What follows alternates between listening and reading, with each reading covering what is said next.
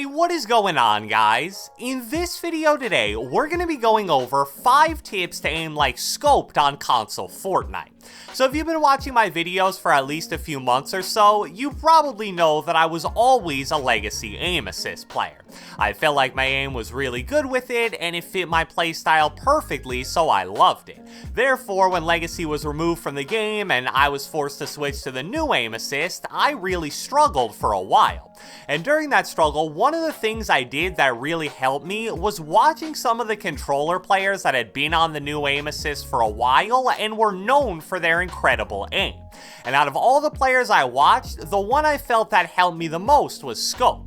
He's basically a master of using the new aim assist to the best of its abilities, and because of that, he's been absolutely dominating competitive Fortnite recently with Tfue. So what I plan to do in this video is show you guys some clips of Scope during fights and break down what he's doing with his aim specifically to be so successful. So without further ado, let's get right into it. Alright, so the first thing I want to do in this video is to very quickly go through Scope's sensitivity settings. Keep in mind he's a controller on PC player, so if you're on console I wouldn't really recommend just copying these values. The point of this is more to show that his sensitivities aren't really anything special. He uses 43% for both his horizontal and vertical sensitivity with no boost, a 2.3 build and 2.4 editing multiplier, even though I guess that really doesn't have anything to do with aim anyway. Then he uses 11% for both horizontal and vertical ADS sensitivity, a 0.0 second look dampening time, and finally 10% on both of his dead zones. So it's not like he's figured out some secret sensitivity values that makes his aim so nasty. He's using pretty much the same values as everybody else. And because of that, we know it's his aiming mechanics and strategies that actually make him so dominant. And now that we got that out of the way, one of the main areas I paid attention to regarding Scope's aim was his AR usage. On the new aim assist with linear and exponential, a lot of players, myself included, really struggle with using an AR. It just seems like the stickiness you get is so weak at anything outside of medium range. So Scope does a few really interesting things when using an AR that you may not realize if you don't pay specific attention to it. The first thing I notice is that he almost always full sprays his AR no matter which AR he's using, and mostly no matter what range he's at. There are some slight exceptions for that last part, but we'll get into them shortly. For some people, that may be fairly obvious, but that's one of the things I've really struggled with since switching to the new aim assist. With how random and frustrating Bloom can be in this game, at times I find it really hard to full spray enemies at medium to long range because I feel like I'll miss a lot of shots that I should be hitting. But it seems like Scope's plan is to basically just trust his Bloom in most situations, and it seems to work out really well for him.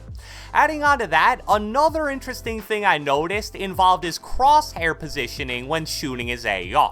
It's probably hard to tell in full speed and on a small screen if you're watching on something like your phone, but when I slowed a lot of these AR clips down to like 0.25 speed, I noticed that he does a great job of not just tracking the enemy with his entire crosshair, but specifically keeping the small little round dot that's in the middle of the crosshair on the enemy's body the entire time. I honestly have a feeling that first off, a lot of people don't even realize that there's a dot in the middle of their AR's crosshair, but after watching Scoped, I now understand why that's so important. Once I slowed down some of his clips to 0.25 speed, I decided to go to some of my gameplays I have on my computer and do the same thing. And what I saw was that there would be tons of times where a good amount of my crosshair was on the enemy's body, but it wasn't totally centered. And because of that, maybe 15 to 20% of it would also be off the enemy's body. I never realized it at the time, but that's probably a huge reason why my Bloom would feel so bad. Now obviously, keeping that little dot on your opponent the entire time is a lot easier said than done, but I feel like it at least gives you something to focus on to help keep your crosshair centered. The final interesting thing I noticed about Scope's AR usage is that in certain situations, he would actually break one of the most basic rules of AR aim in Fortnite: always crouch when shooting. The reason why you crouch when shooting an AR in Fortnite is obviously because it lowers the amount of bloom when you shoot a bunch of shots in a row. However, two things that Scope took advantage of is 1, the fact that you still get first shot accuracy while standing as long as you aren't moving, and just to quickly add on to that, he does a great job of using first shot accuracy in general, and 2, if you only shoot 1 to 3 shots at a time while standing, the bloom really isn't that much different than if you were crouching. Here's a quick clip of him doing exactly what I just talked about. Nice. I'm coming up right now.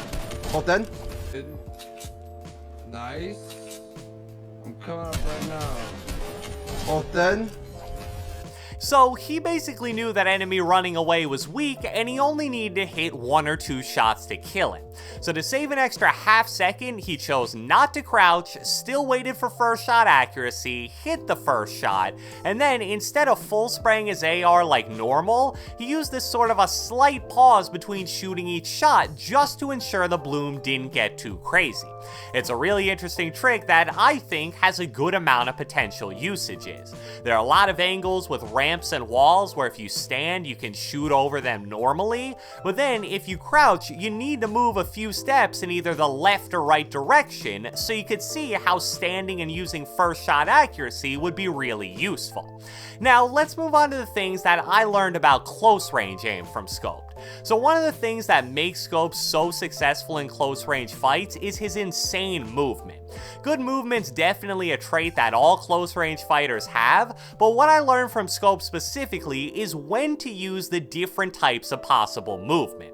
I noticed that he mostly likes to jump when using shotguns, but when he has to fight a close range fight with an SMG or AR, he strafes, crouches, or sometimes even does a combination of both.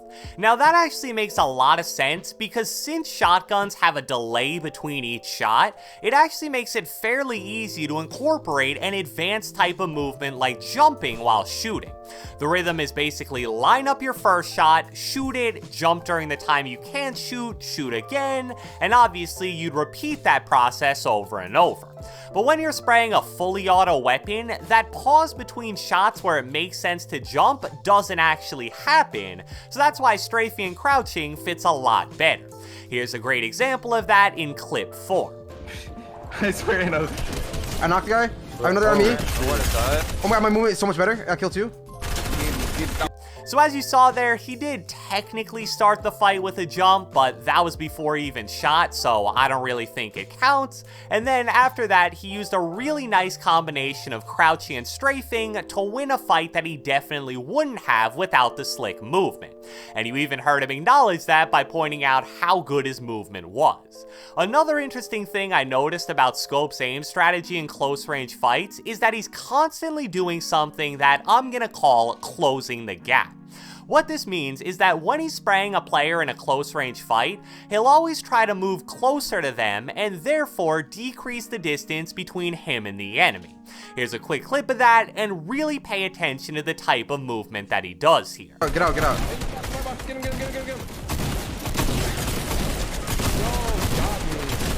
I got both of them. Nice floppers.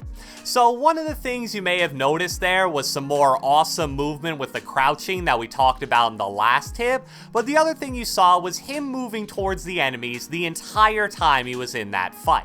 It's not like a 1x1 box is a large area by any means. He could have easily just stayed against the back wall the entire time and it still would have technically been a point-blank range fight. But he realized he could actually make it even easier for himself by getting closer, and it resulted in him easily killing 2 players despite using an AR in that fight. Closing the gap is somewhat similar to a tip I've given before about the importance of barrel stuffing, but it also isn't the same thing. Think of closing the gap as something you can do that helps you make barrel stuffing an enemy possible, if that makes any sense.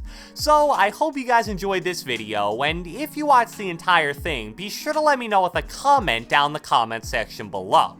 In this video, we talked about Scope's insane aim, so I want to know, what controller player do you personally think has the best aim in Fortnite?